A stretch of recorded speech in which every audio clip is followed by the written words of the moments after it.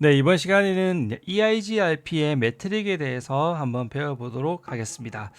자, 우리가 이제 한번 기존에 앞에서 배웠던 것들 한번 정리 한번 해볼까요? 자, 우리가 립이라는 프로토콜을 한번 보겠습니다. 립이라는 프로토콜은 우리가 이제 매트릭 최적 그 경로를 결정할 때 뭘 쓴다 했냐면 바로 이 홉수란 걸 사용한다 했습니다. 자, 근데 홉수는 사실 어떠냐면 우리가 라우터와 라우터가 이렇게 있으면 여기에 네트워크가 있어 이렇게 강구할 때 얘는 두 번 뛰고 얘는 깡총 세 번 뛰기 때문에 이걸 3홉이라고 이걸 2홉이라고 한다 했습니다. 그래서 이 홉수가 적은 것들을 어떻게 우리는 뭘 쓴다? 이쪽을 최적 경로로 사용한다고 했습니다. 근데 이 홉수가 다른 의미가 하나 있었습니다. 예를 들면 뭐냐면 우리 최적 경로를 선정할 때 얘를 쓰지만 또 언제 한 군데가 더 있었냐면 이 홉수가 우리가 이 라우터가 이렇게 있으면 이 네트워크가 이렇게 있고 네트워크가 이렇게 있을 때 여기 연결된 요 네트워크 A라는 네트워크가 죽었습니다. 그럼 죽을 때 어떻게 알려준다 했죠? 여기서 홉수를 16으로 해서 이렇게 알려준다 했습니다. 홉수는 립은 홉수를 1에서부터 15까지만 가질 수 있고 16 이상일 때는 16이 이제 최대인데요. 이때는 어땠냐면 이걸 알려주면 얘가 16 너 도달 불가합니다. 그래서 unreachable 또 도달 불가합니다. 죽었다는 것을 알려주게 됩니다. 그래서 이 홉수의 역할은 이 두 가지 역할이 있다고 말씀드렸습니다. 근데 이 EIGRP 같은 경우에는 이 최적 경로를 결정할 때 뭘 쓰게 되냐면 이 최적 경로를 결정할 때 다섯 가지를 쓰게 됩니다. 다섯 가지를 뭘 쓰냐면 그래 밴드위스를 쓰고 되고 딜레이를 쓰게 되고 릴라이어빌리티를 쓰게 되고 그리고 부하 그리고 이제 MTU 요 값을 쓰게 되고 그다음 별개로 이 홉수가 있습니다. 자, 이 홉수란 거는 뭐냐면 여기서 홉수는 뭐냐면 얘는 이 최적 경로랑은 무관합니다. 얘는 어떤 용도냐면 요 용도입니다. 요 용도 장애를 요게 어떤 자, 요게 어떻게 하냐 말씀을 드리면 자, 우리가 라우터가 이렇게 있으면 홉수 립 같은 경우는 A라는 네트워크를 이렇게 강구하면 1 2 이렇게 라우터에 계속 광고하지 않습니까? 이렇게 라우터 각 사이즈가 계속 광고하다가 이게 15가 되고 이게 16을 딱 받은 순간 라우터는 어땠냐면 얘는 더 이상 받아들이지 않으면 죽은 것처럼 생각합니다. 이게 15까지만 사용할 수 있고 그래서 립은 라우터가 연결되어 있을 때 이렇게 15단까지밖에 연결될 수밖에 없다는 한계가 있었죠. 왜냐하면 이렇게 해야지 컨버전스 타임을 빠르게 할 수 있기 때문에. 근데 EIGRP도 이 기본적으로 이 디스턴스 벡터의 성능을 가지고 있기 때문에 똑같습니다. 이 A라는 네트워크가 이렇게 있으면 얘도 증가할 때마다 홉수가 이렇게 증가하게 됩니다. 근데 얘는 기본적으로 큰 대규모 네트워크까지 하기 때문에 얘는 100가지를 기본적으로 받아줍니다. 그 이상 갔을 때 얘가 수신하면 얘는 문제가 있구나 해서 버리게 됩니다. 근데 ERJP에서 기본적으로 홉수가 얼마로 되어 있냐면 이게 100으로 되어 있습니다. 근데 얘를 우리가 255까지도 확장할 수 있습니다. 그래서 립 같은 15까지 라우터 15개까지밖에 할 수 없었다면 ERJP는 이런 특징이 있죠. 좀 더 홉수를 근데 이 홉스는 최적 경로랑은 무관하고 이제 이런 식의 용도로만 업데이트 패킷의 신뢰도에 관한 것만 있고요. 자, 요 5개가 사용되는데 실제적으로는 모던에서는 요 2개만 사용됩니다. 자, 이 밴드위스란 건 뭐냐면 그 구간의 최소 값을 쓰게 되고 얘는 뭐냐면 얘는 누적치를 쓰게 됩니다. 그리고 얘들은 뭐냐면 가장 나쁜 값을 쓰게 됩니다. 자, 어떻게 보면 밴드위스도 가장 나쁜 값이죠. 나쁜 값이죠. 그래서 일반적으로 얘가 가장 나쁜 값들을 기본적으로 선택하게 되어 있습니다. 자, MTU는 높은 값을 쓰게 됩니다. 자, 이렇게 되어 있는데 실제적으로 거의 요 두 개밖에 쓰지 않으니까 이것만 잘 보시면 될 것 같습니다. 자, 그래서 이제 여기서 보시면 자, 우리가 이제 정적 매트릭이라는 게 있고 동적 매트릭이라는 게 있습니다. 이게 동적이란 건 뭐냐면 얘가 우리가 부하 얘는 라우터 이쪽으로 트래픽이 굉장히 많이 흐를 때나 아니면 여기서 막 CRC 에러 같은 것 떠서 패킷이 이렇게 드랍될 때 그럴 때에 따라서 이 값들이 동쪽으로 변하는 거고요. 얘들은 이렇게 부하를 흐르거나 에러가 발생하는 것 관계없이 한번 설정하면 그 값이 고정적으로 멈춰 있고 얘는 동쪽으로 변하는 게 이렇게 되어 있습니다. 그리고 기타 매트릭들이 여기 이제 그 MTU나 홀 카운트 등이 있습니다.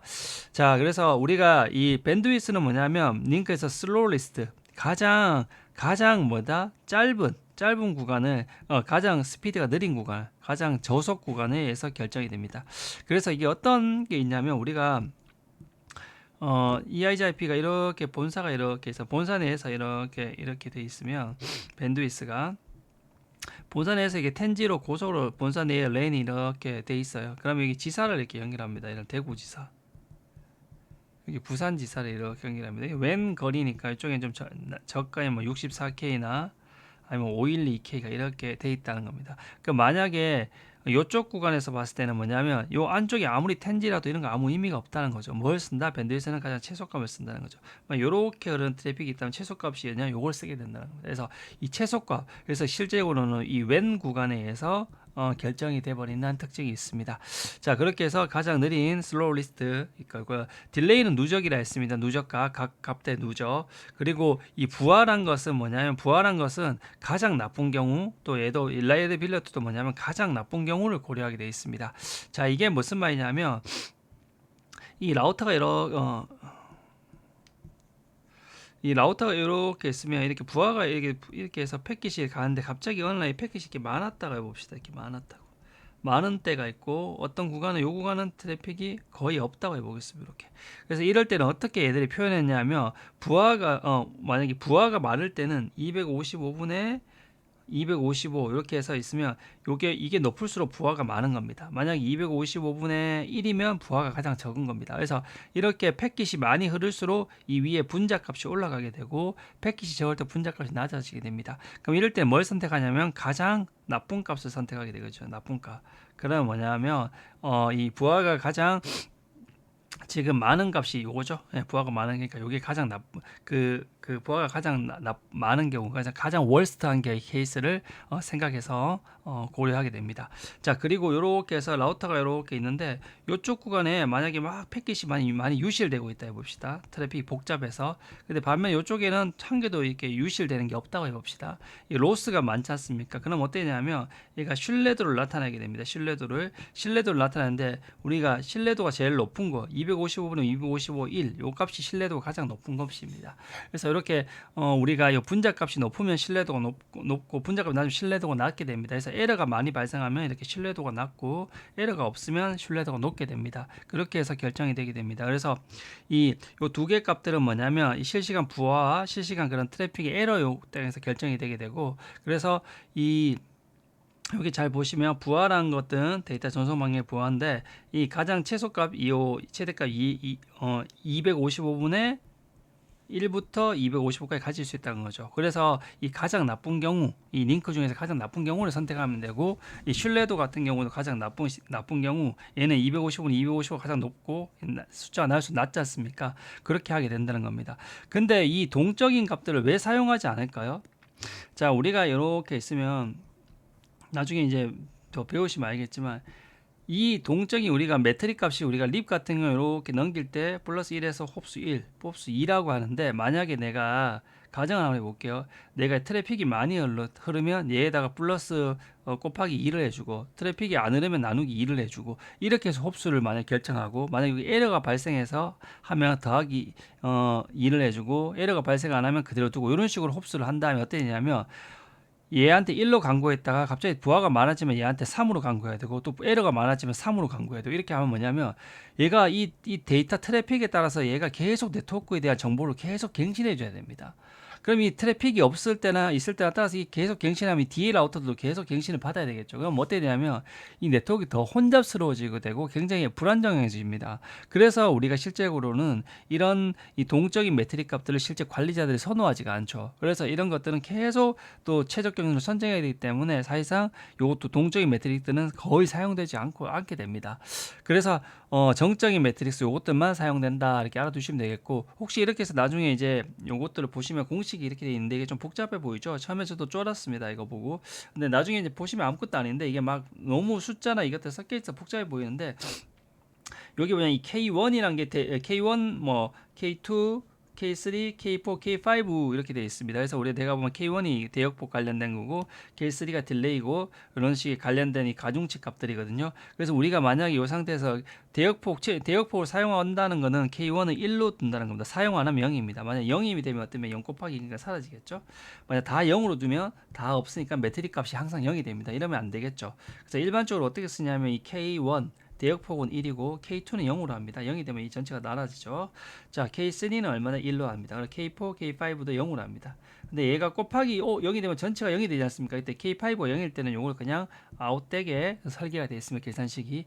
그래서 기본적으로는 뭐냐면 공식이 남아 있는 게 K1 밴드위스, K3 딜레이 요 값만 남아 있는 겁니다. 결국 K1이 1이기 때문에 그냥 밴드위스와 딜레이만 고려하게 돼서 향후하게 됩니다. 이렇게 해서 매트릭이 혹시나 계산해서 같을 때는 뭘 쓴다? 이 MTU가 큰 경로를 우선하게 EIGRP에 설계해 놨습니다. 그래서 EIGRP는 사실 굉장히 복잡합니다. 직관적이지 않아서.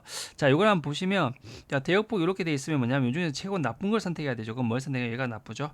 자, 딜레이는 어떻게 해야 되죠? 이렇게 해서 딜레이는 누적이라 했죠. 딜레이는 누적. 그래서 요것만 하죠. 밴드위스는 최소 밴드위스, 딜레이 누적, 요거 두 개만 알아두시면 됩니다. 나머지들은 그렇게 많이 신경 안 쓰셔도 됩니다.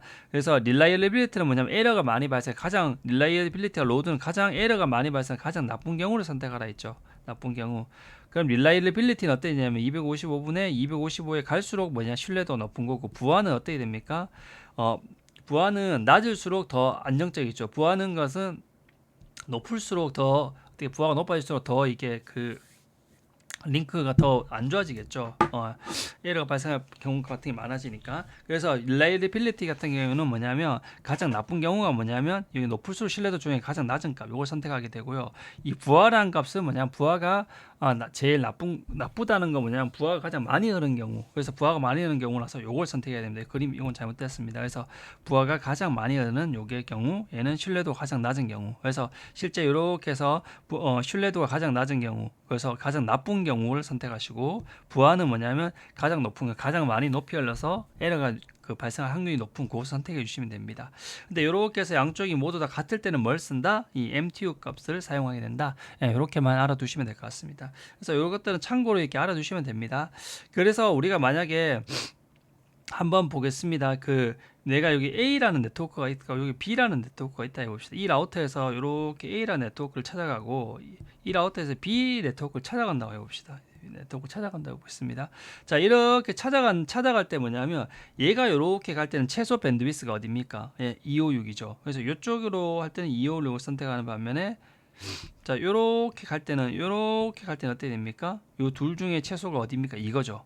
그때는 요게 선택되죠. 그래서 요 구간의 대역폭이 어떠냐면 이 어떨 때는 이게 이 구간에 있을 때는 얘는 사용되지 않지만 이쪽으로 갈 때는 사용돼 얘가 의미가 없죠. 값이 256보다 크면 의미가 없죠. 근데 이쪽 구간에서는 얘가 최소 값이니까 의미가 있죠. 그래서 이거는 뭐냐면 이 전체적인 엔드 투 엔드 간에 그거 따라서 이게 결정이 돼 사용 여부가 결정된다는 것들을 알아두시면 될 것 같습니다. 그래서 EIGRP는 사실 조금 복잡합니다. 그래서 이런 면들이 사실 관리자에게 굉장히 좀 부담을 주는 거라고 이렇게 바라보시면 될 것 같습니다. 자, 그러면 그 다음 거 볼까요? 자, 이제 우리가 요게 이제 패킷이 나가는 방향으로 간다. 요게 무슨 말인지를 제가 한번 설명을 드려보겠습니다.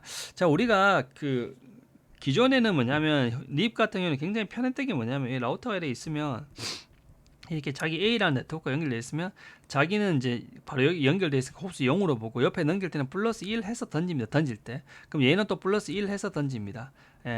그런데 그 대역폭을 고려하는 것들은 조금 문제가 있습니다. 왜냐하면 이 라우터와 라우터 사이에 라우터 사이가 이렇게 둘 다 10메가 이렇게 연결되는 경우도 있지만 다른 경우도 있다는 겁니다. 어떤 경우가 있냐면 이 라우터 사이가 이렇게 10메가로 직접 연결되면 뭐 관계 없을 건데 어떤 경우에 라우터와 라우터 사이 이 사이에 스위치가 있을 수 있습니다. 스위치가. 그래서 요 구간은 스위치의 원지로 연결 포트가 되어 있고 요 구간은 100메가로 연결되어 있을 때가 있습니다. 그럼 만약 이런 경우에는 만약 우리가 던지듯이 이렇게 던져버리면 안 되죠. 왜냐 속도가 다르기 때문에 이렇게 쪽으로 그냥 립처럼 하면. 그래서 이때는 어떻게 되냐면 항상 얘들은 어떻게 되냐면 이 데이터가 전송되는 방향을 기준으로 하게 됩니다. 그래서 만약에 여기 네트워크가 이렇게 A라는 네트워크가 있으면 나중에 어떤 식으로 고려하게 되면 이렇게 OSPF도 동일하지만 얘가 데이터가 가려면 이렇게 데이터가 가겠죠. 그러면 이쪽에 나가는 자기가 목적지에 가는 출구 인터페이스, 얘도 여기 라우터에 출구 있죠.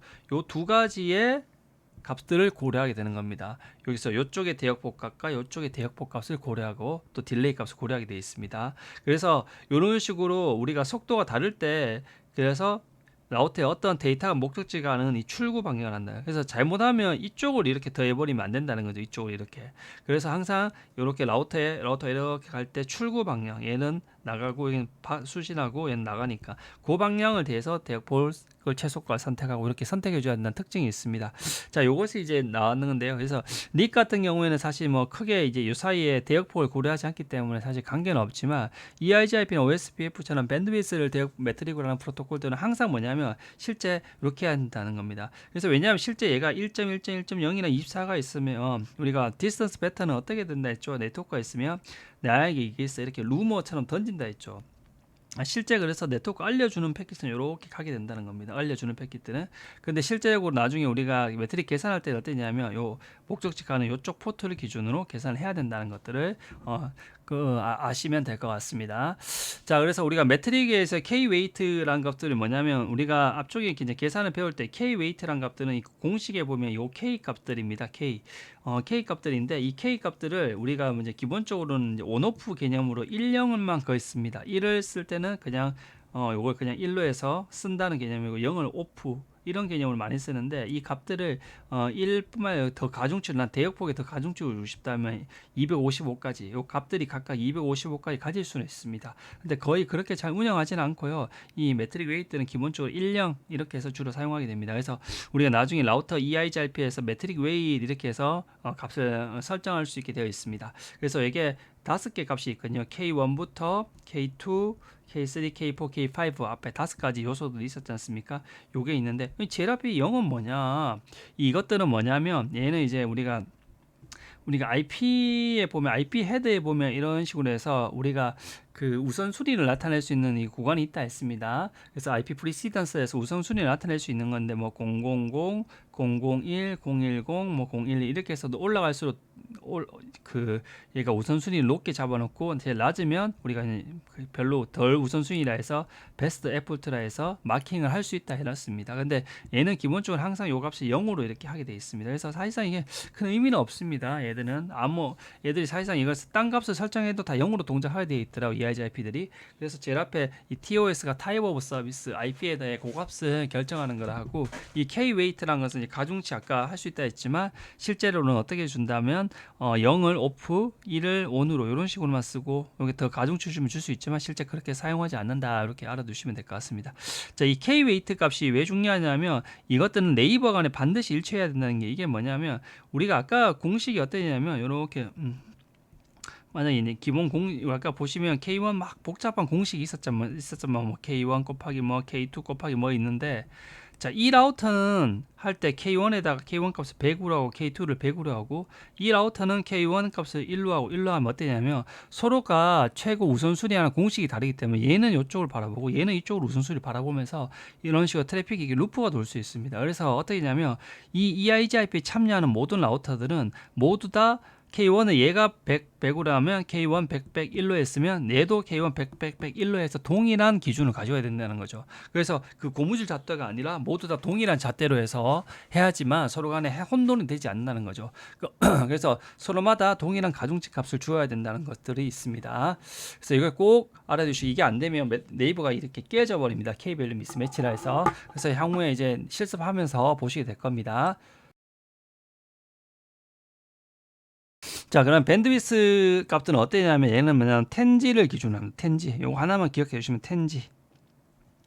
그래서 얘가 이제 10G를 기준으로 하게 돼 있고 뭐냐면 10G일 때 얘가 1로 봅니다. 10G일 때가 1G일 때는 얼마냐면 10. 100메가일 때는 100. 이렇게 해서 속도가 매트릭이 커질수록 나쁜 겁니다. 매트릭이 낮을수록 좋게 됩니다. 자, 우리가 매트릭이라는 거는 비용이랑 우리가 어떤 물건을 살 때 비용을 적게 사는 게 좋지 않습니까? 이 매트릭은 그런 개념입니다. 그래서 우리가 빨리 보낼 수 있는데 얘는 더 느리게 가야 되니까 이렇게 해서 비용이 커지게 됩니다. 이거는 사실 우리가 STP 할 때도 동일했죠. 예, STP 할 때도 아마 동일했습니다. 그래서 STP의 그 개념을 그냥 그대로 생각하시면 됩니다. 그래서 얘 같은 경우에는 뭐냐면 자, 10G 기준인데 10G를 어떻게 나누면 10G 기준으로 10G를 나누면 얼마죠? 1이죠. 그래서 얘는 1로 봅니다. 근데 10G를 기준으로서 1G면 얼마냐? 10G 나누기 10이니까 10이 되죠. 그래서 1G일 때는 10. 그럼 100 패스트일 때는 100메가일 때는 10G를 기준으로 얘를 나눠주면 100 이렇게 됩니다. 근데 그럼 100G는 어떻게 되나요? 그럼 10G를 100G로 나누면 얼마냐? 0.1이죠. 그럼 0.1을 쓰냐? 그렇지 않고 얘를 버리게 됩니다. 그래서 어떻게 되냐면 얘는 0이 돼버립니다. 예, 요게 아주 특이합니다. 요게 아주 특이합니다. 그래서 사실 얘가 문제점이 뭐냐면 텐지 위의 것들은 조금 이렇게 이렇게 제대로 되게 리니어하게 그 계산이 안 되기 때문에 그런 특징이 있습니다. 그리고 얘는 어떻게 확인할 수 있냐면 show interface F0-0 이렇게 해서 해버리면 거기에 보시면 얘가 뭐 있냐면 우리가 앞에서 봤던 이런 오총 부하 그리고 reliability 이런 값들이 다 보이죠. 예, 이런 것들이 거기서 다 보이게 되는데 거기에서 뭐냐면 현재 인터페이스의 밴드위스 값이 얼마인지를 보여주게 됩니다. 자, 그래서 얘는 이제 패스트 이더넷이니까 얼마죠? 100메가죠. 100메가입니다. 자, 100메가이기 때문에 100메가는 이제 키로로 바꾸죠. 그래서 얘를 100메가니까 똑같이 이렇게 여기 콤마 찍어대면 얘가 100메가 bps 딱 되죠. k 비트니까 요거를 이제 뒤에 세 개를 떼버리면 메가가 되지 않습니까? 그냥 그렇게 해서 우리가 이제 그 값들을 표현을 이렇게 해놓는 겁니다. 그래서 얘는 항상 이 kbps를 표현한다는 것을 꼭 알아두시면 꼭 좋을 것 같습니다. 자, 그리고 이제 우리가 밴드위스란 거는 우리가 어떤 이 포트에 실제 보면 요 대역폭이 내가 패스트 이더넷 포트다 이렇게 하면 얘는 패스트 이더넷이기 때문에 100메가르고 원지면 얘 속도는 원지입니다. 근데 우리가 여기다가 밴드위스라는 명령을 통해서 내가 500으로 주면 얘가 500kbps거든요. 얘는 아까 말했던 킬로비트 kbps 단위라고 했습니다. 그럼 내가 요 원지 포트에다가 kbps를 줘버리면 어떻게 되냐면 요 포트는 500kbps처럼 동작한다는 건데 이게 무슨 의미냐면 동작한다는 게 실제 패킷이 전송되는 속도는 다 원지까지 됩니다. 근데 이거 뭐냐면 라우팅 관점에서 보면 500kbps라는 거예요. 라우팅 관점에서. 그래서 최적 경로 선정할 때는 그러니까 이게 무슨 말이냐면 여기 헷갈리시면 안 되는데 이 라우터가 이렇게 있다고 해볼게요. 이런 세 개가 있다 해봅시다. 이렇게 있다 해봅시다. 그럼 이게 만약에 원지고, 이게 원지고, 얘가 이제 10메가라 하면 우리가 대역폭은 어디가 최소니까 얘를 선택하게 된다는 거죠. 그런데 우리가 그렇게 최소 대역폭을 해서 그렇게 계산하게 돼 있는데 이때 어떻게 하냐면 조금 다르게 내가 요 인터페이스의 대역폭 값을 수동으로 바꿔줄 수 있습니다. 이걸 어떻게 바꾸냐면 내가 256K 뭐 이런 경우 드물지만 바꿔버립니다. 그러면 뭐냐면 이 중에서 최소값이 어느 구간입니까? 요 256K가 최소값이죠. 요 값이. 그래서 우리가 대역폭 나중에 계산할 때는 이렇게 쓴다는 겁니다. 하지만 실제로 가면 요 사이에 256K 이상 트래픽이 흐르면 그럼 트래픽이 어떻게 다 그 에러가 나서 깨지냐? 그건 아닙니다. 실제적인 그 파이프 통로는 유지되는데 라우팅 계산할 때만 그렇게 한다면 단순히 매트릭 계산할 때만. 그래서 실제 흐르는 트래픽 양하고는 전혀 관계가 없습니다. 그래서 여기서는 꼭 그 헷갈리는 게 항상 그거 하나를 알아두시면 되고 실제 얘는 최적 경로 산정 시에만 영향을 준다. 실제 피지컬 밴드위스에 변경하는 건 아니다. 이렇게 해서 이걸 바꾸더라도 이게 얘를 패스트 이더넷을 이렇게 500K로 바꾸더라도 요게 트래픽이 500K만 흐른다는 게 아닙니다. 예. 그리고 얘는 이렇게 입력하는 다이도 kbps고 보여주는 것도 kbps입니다. 그래서 요거는 꼭 기억해 두시면 될 것 같습니다. 자, 그리고 로드란 거는 제가 말씀드렸듯이 255분에 요게 값이 올라갈수록 어떻게 부하가 많아진다 이렇게 된다 했습니다. 그리고 이제 tx 로드만 일단 하는데 사실 이거 뭐 값이 계속 변하기 때문에 다이나믹 밸류라 했습니다. 자, 그리고 딜레이 값 요거 중요합니다. 딜레이 값을 어떻게 계산하냐면 이 마이크로 세컨드에서 마이크로 세컨드 10의 마이너스 6승에다 10을 나누게 됩니다. 자, 이게 요거 하나에서 여기 딱 하나만 해주시면 됩니다. 우리가 밴드위스는 뭘 하냐면 텐지 10의 7승이 텐지거든요. kbps가. 그래서 텐지가 1이다. 기본값이다. 요걸 꼭 알아주시면 됩니다. 10의 7승 텐지가 밴드위스는. 근데 이 딜레이는 어떻게 하냐면 딜레이는 그냥 원지가 10 마이크로세컨드라는 걸 한번 알아두시면 됩니다. 원지 포트를 지날 때는 논리적으로 약간 10 마이크로세컨드가 진행한다고 그냥 가정을 해놓는 겁니다. 그러면 100G면 느릴 거니까 어떻게 되냐? 2배, 10배가 되겠죠. 10배, 100 마이크로세컨드. 제가 죄송합니다. 100G가 아니라 100메가. 100메가면 속도가 느리니까 100마이크로 더 지연이 클 거고 10메가면 더 느리니까 지연이 크다. 이렇게 바라보게 됩니다. 근데 얘는 기본적으로 최대값이 얼마냐면 원지 이상들은 얘는 기본적으로 10마이크로세컨드로 주게 돼서 똑같이 보게 됩니다. 그래서 얘는 뭐냐면 기본적으로 원지일 때 10마이크로세컨드라는 값만 알아두시면 됩니다. 근데 실제 딜레이 계산할 때 어떻게 하냐면 요 값을 10으로 마이크로세컨드를 돼 있는 값을 10으로 나눠주게 돼 있거든요. 그래서 이 뭐냐면 이 10마이크로세컨드가 10마이크로세컨드를 10으로 나누면 얼마냐? 1 마이크로세크죠. 그래서 1 마이크로세크를 그냥 1로 봅니다. 1 마이크로세크를 1로 봅니다. 자, 그렇게 해서 이 텐지일 때가 ERGRP 매트릭이 1이고 그러면 패스트 이den일 때 10배 이렇게 알아두시면 됩니다. 그래서 실제 원지일 때 여기서 딱 만약에 패스트 이더넷을 딱 쳐보시면 패스트 이더넷은 뭐냐면 원지일 때 10 마이크로세크니까 패스트 이더넷 100 마이크로세크죠. 그래서 100 마이크로세크로 이렇게 보인다는 겁니다. 100 마이크로세크로 이렇게 보인다는 겁니다. 근데 실제 얘를 계산할 때는 뭐냐면 얘에서 10을 나눠준 10 마이크로세크, 뒤에 마이크로세크를 떼서 얘를 10으로만 보게 되는 게 계산입니다. 그래서 요거 하나만 좀 기억해 두시면 될 것 같습니다. 근데 얘가 조금 이제 헷갈리는 게 뭐냐면 우리가 얘도 수동으로 값을 바꿔줄 수 있거든요. 아까 밴드위스처럼. 근데 얘는 딜레이를 이렇게 입력을 해버리면 뭐가 되냐면 텐조 마이크로세크에 그 곱하기 15 단위로 한다는 거죠. 그래서 뭐냐면 내가 50을 넣으면 곱하기 10에서 얘가 500 마이크로세크가 돼버립니다. 그래서 내가 50을 넣으면 여기 500 마이크로세크가 이렇게 보이게 된다는 겁니다. 자, 근데 이게 왜 이렇게 했냐면 우리가 알다시피 제가 500 마이크로세크가 있으면 얘를 어떻게 하냐면요, 10으로 나눠주면 여기 아까 요거 볼게요. 자, 앞에 보시면 자, 우리가 10 마이크로세크일 때 원지가 얼마냐면 10 마이크로세크라 했습니다. 그럼 얘를 매트릭을 어떻게 보냐면 이 10 마이크로세크를 10 마이크로세크 나눠주면 1이죠. 이렇게 해서 이렇게 본다는 거죠. 이렇게 해서 본다는 건데 얘 같은 경우에는 뭐냐면 얘는 이게 100 마이크로세크죠. 이 100 마이크로세크를 10 마이크로세크로 나누면 얼마입니까? 10이죠. 이렇게 표현한다는 겁니다. 그래서 이제 그렇게 해서 요 값들이 조금 표현법이 조금 다르다. 그래서 입력은 얘는 10 마이크로세크 단위고 얘는 표현은 이렇게 마이크로세크 단위로 돼 있다. 이것만 좀 헷갈린다는 것만 좀 이해해 주시면 될 것 같습니다. 자, 그래서 요것들 값을 좀 이해해 주시면 될 것 같고, 요 신뢰도 값들은 그냥 요렇게 있다랑 정말 알아두시면 될 것 같습니다. 그래서 얘들은 5분 평균을 기준으로 에러 값, 인아웃 에러 값, CRC 에러 값들이 하게 되고, 문제가 발생하면 당연히 신뢰도가 떨어지니까 감소하게 되고, 이렇게 해서 변하게 된다는 겁니다. 자, MTU 값도 이렇게 확인할 수 있고요. 그래서 얘는 최종적으로 매트릭이 동일할 때는 이 높은 MTU 값이 우선한다는 겁니다. 자, 그래서 이게 계산 공식이 굉장히 이제 복잡하게 되어 있지만 실제적으로 뭐냐면 이렇게 있지만 이게 이제 너무 복잡해 보이죠? 너무 복잡해 보이지만 실제는 그렇게 앞에 했던 그것만 잘 기억해 두시면 특히 어려움이 없습니다. 이게 많이 복잡해 보이지만 자, 처음에 공식은 요렇게 이제 나왔는데 실제 요 앞에 보면 여기서 넘어갈 때 보면 256이라는 게 붙습니다. 256은 뭐냐면 2의 8승이거든요. 이 뒷부분은 똑같아 보이는데 이 앞쪽에만 붙죠. 이게 왜 붙었냐면 예전에 우리가 최초의 IGRP라는 프로토콜이 있었습니다. 근데 얘를 계산한 게 EIGRP거든요. 근데 얘는 표현을 얼마냐면 24비트로 했거든요. 근데 EIGRP는 32비트로 했어요. 그럼 8비트가 차이 나지 않습니까? 그럼 2의 8승 256의 차이가 나서 얘들 간의 호환성을 위해서 여기 256을 곱해줬습니다. 그래서 요 256을 곱해줬다는 거 하나만 기억해 두시면 되고, 자, 그리고 우리가 대역폭은 뭐냐면 항상 10의 7승 뭐다 텐지를 기준으로 하고, 그럼 얘는 토탈 딜레이를 10으로 나눠주면 된다. 나눠줘서 마이크로세크 나눠주면 된다. 이렇게만 알아두시면 될 것 같습니다.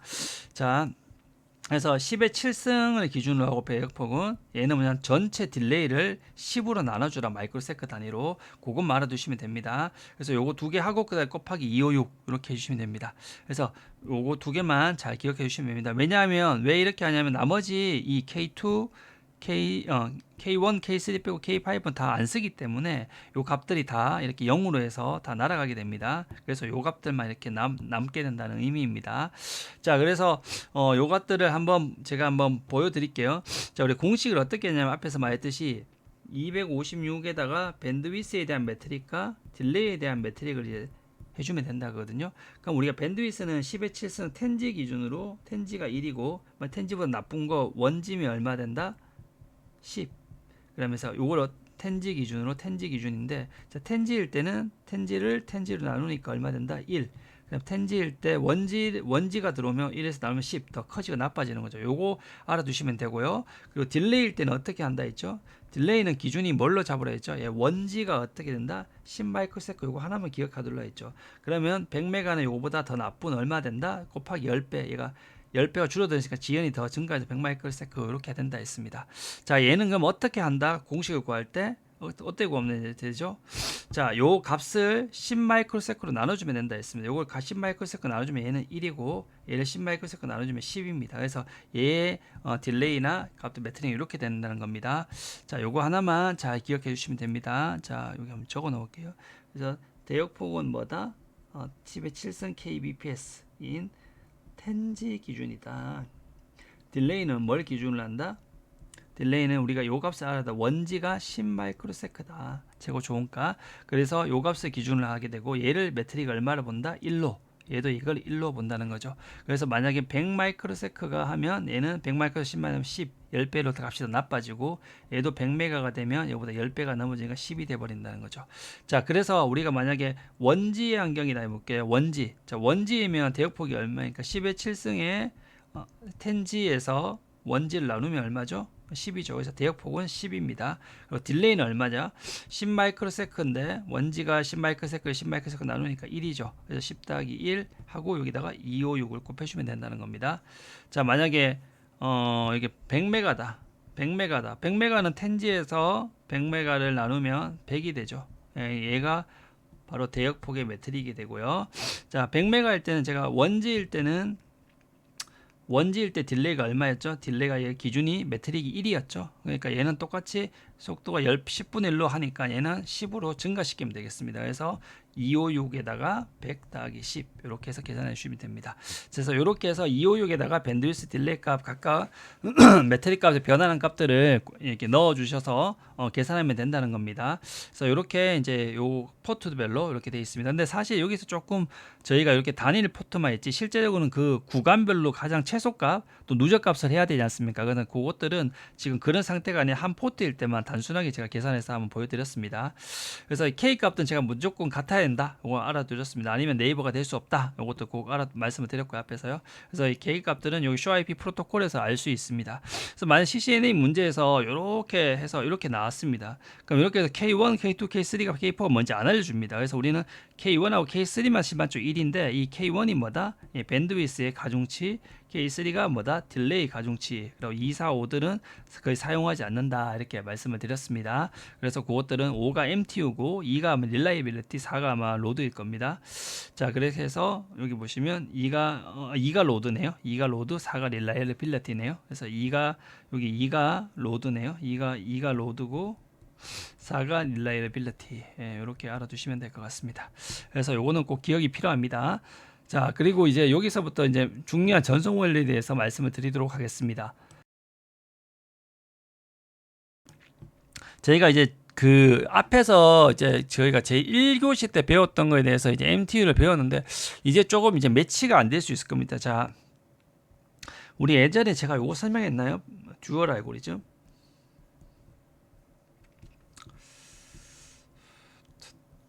자, 여기에서 이 라우터가 이렇게 있어서 이렇게 해서 여기 50이고 100이고 100이고 이렇게 해서 우리가 피저블 디스턴스 계산은 기억나시나요? 자, 이렇게 해서 얘 입장에서는 이렇게 목적지까지 가는데 200이죠. 여기가 이제 FD 값 200이었고 그리고 AD 값은 얘가 목적지까지 가는데 100이죠. 최고 빠른 얘가 가는 최고 빠른 길이 이걸 겁니다. 그럼 얘가 알려준 값 AD 값 100. 얘는 그렇게 얘한테 알려주고 얘는 100에다가 이 100을 곱해서 구하고 이렇게 한다고 말씀을 드렸습니다. 근데 우리가 이렇게 할 때 보면 이렇게 50, 100 이렇게 했지 않습니까? 우리가 할 때는. 근데 실제 우리가 앞에서 이런 매트릭 값이 잘 보이지가 않았죠. 우리가 앞에서 밴드위스 딜레이 계산할 때는 보면 뭐 256 곱하기 막 이렇게 했는데 얘는 그런 거하고 좀 다르게 값이 나왔죠. 이거는 이제 우리가 이론적으로 설명을 드리기 위해서 이렇게 했던 겁니다. 실제적으로 어떻게 되는지를 한번 보여드릴게요. 자, 먼저 여기서 우리는 어떻게 생각했냐면 이 상대방이 이렇게 AD 값을 던지고 그 우리는 AD 값을 상대방이 던져주면 FD 값은 어떻게 했냐면 AD 값에다가 나의 매트릭 값을 이 AD와 이 사이 이 값을 매트릭 값을 추가해서 계산했지 않습니까? 근데 실제적으로는 우리가 보면 우리가 어떻게 했죠? 밴드위스 같은 경우는 이 구간 중에서 뭘 썼죠? 최소를 썼고 딜레이 같은 경우는 누적 값을 썼지 않습니까? 근데 여기서 저희가 밴드위스 딜레이나 이런 게 보이시나요? 전혀 안 보이죠. 근데 그게 어떻게 이게 매칭이 되냐는 거죠. 그래서 처음에 저는 이게 너무 신기하더라고요. 이게 앞에 개념을 알겠는데 내가 배운 거랑 이게 어떻게 연결이 되지 듀얼 알고리즘에. 그거는 이제 지금 여기서 이 표를 보시면 바로 이해할 수가 있습니다. 자, 우리가 이 10.1.1.0이 24라는 게 있다는 겁니다. 그러면 얘가 라우터가 어떻게 근거하냐면 얘는 얘한테 바로 연결되어 있어 해가지고 홀 카운트 0으로 합니다. 맞죠? 그리고 얘가 요 포트는 100메가 포트야. 그리고 100메가다 보니까 우리가 원지일 때는 10마이크로세컨드 딜레이고 100메가 할 때는 얘 10배 되니까 100마이크로세컨드 딜레이죠. 예, 그렇게 해서 그 값을 꼭 기억을 해주시면 됩니다. 자, 그렇게 해서 이렇게 이제 기본적으로 값이 가지고 있습니다. 이 포트가. 그럼 쟤는 이렇게 이렇게 해서 이 값을 보내게 됩니다. 자, 그래서 이렇게 해서 이 매트릭 개별 값을 보내게 됩니다. 실제적으로는 뭐냐면 우리는 이렇게 해서 얘가 이 네트워크까지 자기의 FD 값을 원래 이 매트릭을 통해서 계산하지 않습니까? 그러니까 아까 앞에서 배웠죠. 얘 같은 경우는 FD 값이 얼마죠? 256에다가 텐지에서 100메가 나누면 얼마죠? 예, 100이죠. 100이고 얘는 100마이크로세컨드에서 10마이크로세컨드 나누면 10이죠. 이렇게 해서 얘는 이렇게 해서 자기 FD 값을 구할 수가 있다는 거예요. 매트릭 값을. 근데 실제적으로 얘가 옆에 한테 던질 때는 어떻게 던지냐면 이 FD 값을 던지는 게 아니라는 겁니다. 실제적으로 뭐냐면 요 매트릭 값들만, 요 매트릭 요소들만 던진다는 겁니다. 실제적으로는 요 값들을 실제 던지는 게 아니라는 겁니다. 그러면 이게 무슨 말이냐? 자, 얘는 실제적으로는 두 개 가지고 이렇게 해서 FD 값을 계산하는 겁니다. 그럼 실제 얘가 던질 때는 뭐냐면 자기의 요 순수한 이 매트릭 값만 던집니다. 이렇게. 그럼 얘가 이렇게 해서 라우터가 옆에서 던져서 받으면 뭐냐면 이 받은 값을 통해서 뭘 하냐면 계산을 하면 얘랑 똑같이 계산 결과가 되겠죠. 그럼 이렇게 해서 쟤는 이렇게 보냈구나 알 수 있는 겁니다. 그래서 실제적으로 우리가 FD 값을 전송하는 게 아닙니다. FD 값을 얘가 가지고 있는 얘가 계산한 FD 값이 얘한테는 AD 값이 AD 값이 되지 않습니까? 이 값을 그냥 던져서 주는 게 아니라 실제적으로는 뭘만 전달한다? 이 매트릭 값을 전달하는 거예요. 그래서 얘가 그걸 받아서 얘가 값을 계산하게 된답니다. 그러면 상대방이 이렇구나. 그리고 나서 얘는 자기 FD를 해야 되는데 그때는 원래는 요 값을 요 구간을 고려해야 되죠. 그럼 어떻게 하냐면 요 두 개 중에 가장 최소 대역폭이 어디입니까? 여기 대역폭, 요게 대역폭이죠. 맞아. 최소 대역폭 이거죠. 그리고 요 두 개 중에 최소 대역폭, 가장, 딜레이는 딜레이는 합이죠. 그럼 1100 마이크로세크가 딜레이고, 대역폭은 얼마 된다? 10메가가 되죠. 이렇게 되죠. 자, 요것만 알아두시면 됩니다. 자, 그러면 어떻게 되냐면, 얘가 요렇게 해서, 요 매트릭 값을 딱 받았지 않습니까? 자기의 받고 나면 어떻게 되냐면 얘가 요 구간을 그래서 고려해서 여기서 최고 낮은 딜레이는 얘는 10메가니까 얘는 계산할 때 10메가 딜레이 토탈 딜레이 합쳐서 이렇게 해서 자기가 FD 값을 계산하게 된다는 겁니다. 되셨죠? 그래서 FD 값을 자기가 계산하고 요 FD 값을 얘한테 AD로 알려주는 게 아니라 얘는 어떠냐면 자기가 그 계산했던 최소 밴드위스 값과 토탈 딜레이 요 값을 얘한테 던져주게 됩니다. 이렇게. 자, 이게 던져주면 어떻게 되냐면 던져주면 얘는 다시 요 값을 이제 먼저 받은 값을 통해서 계산을 이렇게 하게 됩니다. 그리고 자기는 요 인터페이스의 딜레이 값이나 요 값을 알고 있지 않습니까? 그래서 어떻게 되냐면 요 값과 요 값들을 이제 매칭을 해보는 거죠. 그럼 10메가랑 100메가 중에 최소 값이 얻은 거죠. 10메가죠. 그러니까 10메가 그냥 가져가게 되고 이 딜레이 1100에다가 여기 100을 더하면 얼마 됩니까? 1200이 되죠. 그래서 10메가 고대로해서 1200이 되니까 이렇게 해서 256의 딜레이 값이나 밴드위스를 곱해서 이렇게 구하게 된다는 겁니다. 그래서 라우터는 개별 매트릭 값을 전송하지 계산한 FD 값을 이렇게 알려주는 게 아니라는 겁니다. 우리가 앞에서 이제 듀얼 알고리즘 설명할 때는 우리가 이렇게 해서 이제 간단하게 설명을 드렸지만 실제적으로 뭐냐면 우리가 앞에서 이걸 제가 설명드렸던 이유가 뭐냐면 실제 이 전송 원리를 알기 위해서는 앞에 그걸 알아야 되기 때문에 이렇게 말씀을 드리게 되었습니다. 그래서 요 개념을 꼭 알아두시면 됩니다. 그래서 왜냐하면 우리가 링크 스테이트란 거는 전체 토플의 정보를 알지만 디스턴스 벡터 같은 경우는 얘가 이렇게 던져주면 디스턴스와 벡터만 알지 않습니까?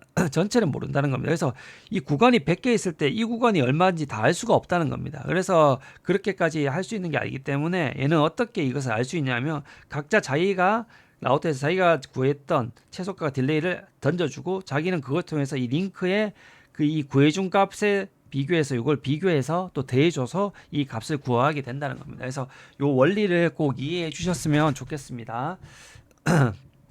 그래서 우리가 나중에 이제 패킷 캡처해 보시면 이렇게 해서 어떻게 되냐면 우리가 AD 값을 광고해 주는 게 아니라 이렇게 우리가 홉스, 신뢰도, 부하, 밴드위스, 딜레이 이런 값들이 이렇게 다 보여준다는 겁니다. 실제 우리가 라우터가 옆에 라우터한테 던질 때 자기가 가지고 있는 FD 값을 AD 값을 던지는데 그렇게 던진다는 게 아닌 건 아시겠죠?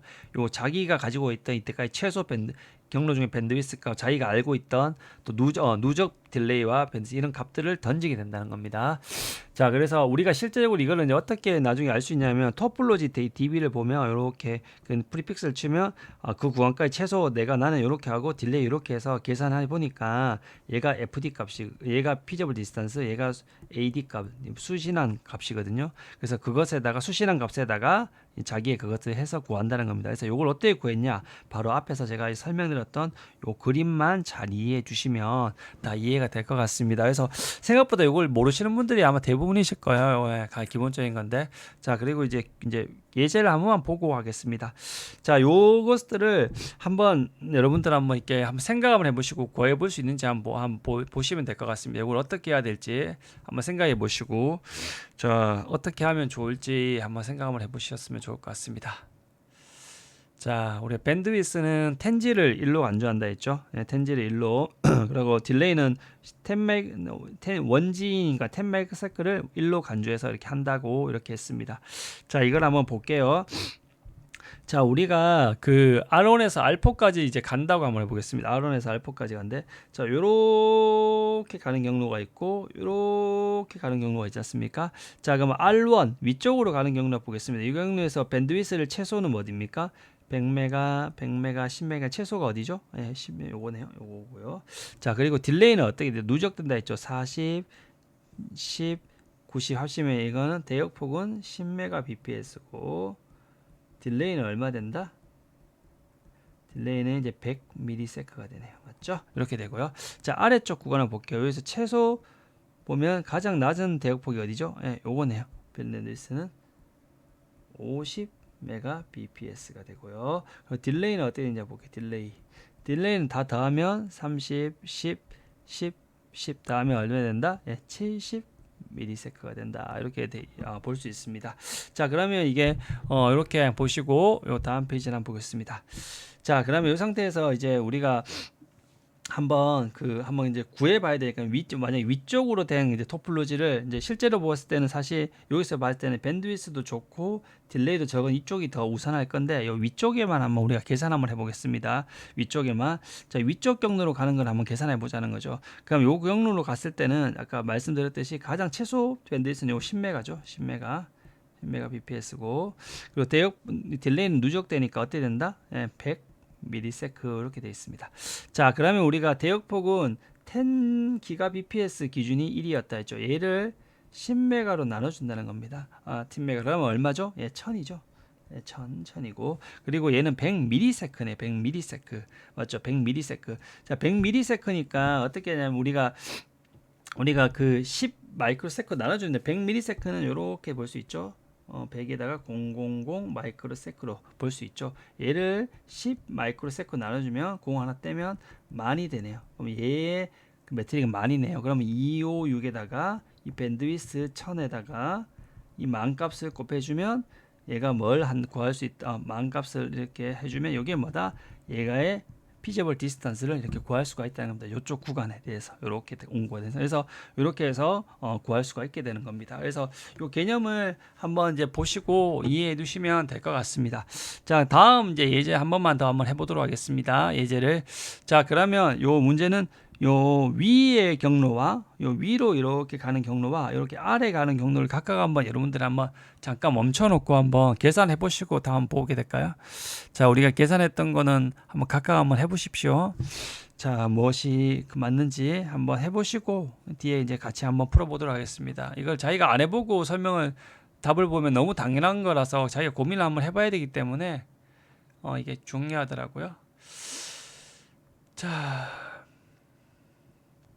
자, 제가 이제 한번 해보도록 하겠습니다. 저 위로 가는 경로, 이렇게 가는 경로 이렇게 가는 경로가 있을 때 보면, 자, 이 중에서 T1은 1.5메가입니다. 1.5메가, 1.5메가 상식입니다. 자, 1.5메가 bps 정도인데, 이렇게 갈 때는 최소 대역폭이 64K죠. 그래서 위쪽으로 갔을 때 최소 대역폭은 밴드위스 64K 다 맞죠? 그리고 밴드위스는 이걸 기준으로 해도 딜레이는 이렇게 누적하니까 얼마죠? 1000, 1000, 1000, 3000이네요. 딜레이는 3000. 3000이 되네요.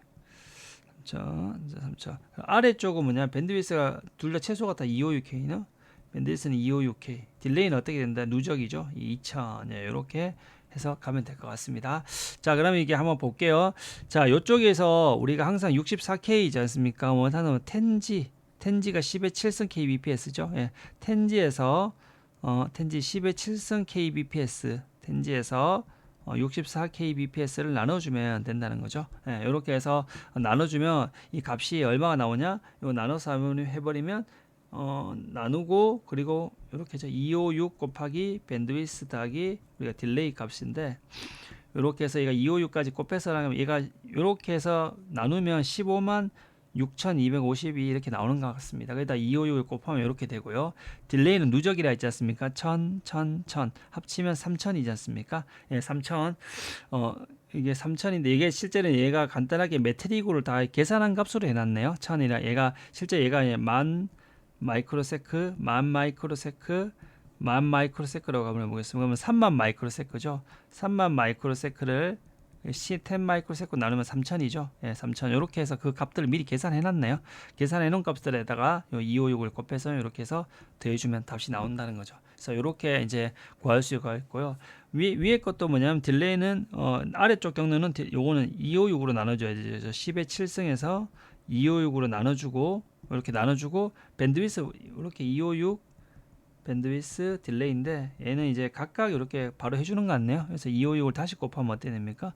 256이니까 날아가니까 그냥 12층 이렇게 그냥 그대로 되겠네, 맞죠? 딜레이는 뭐냐면 1000, 1000, 2000 얘가 각각 그냥 그 매트릭 변경한 값이 실제적으로 이게 10,000 마이크로세크가 10으로 나누면 1000이 되고 얘가 10,000 마이크로세크가 이렇게 되는 겁니다. 그럼 얘가 20,000 마이크로세크를 나누면 10으로 나누면 2000이죠. 얘를 256 곱해서 각각 대주게 됐네요. 자, 결국적으로 뭐냐면 이게 핵심입니다. 사람이 계산 못한다는 거죠. 예, 이게 사람이 계산 못한다. 결국은 우리가 OSPF나 우리가 그 립 같은 경우는 사람이 계산할 수 있는데 얘는 사람이 계산할 수가 없다는 거 뭐냐면 결국 라우터한테 맡겨야 됩니다. 그래서 우리가 지금 간단한 거니까 이렇게 하지만 결국 사람이 그래서 이게 뭐냐면 직관성이 떨어진다는 거죠.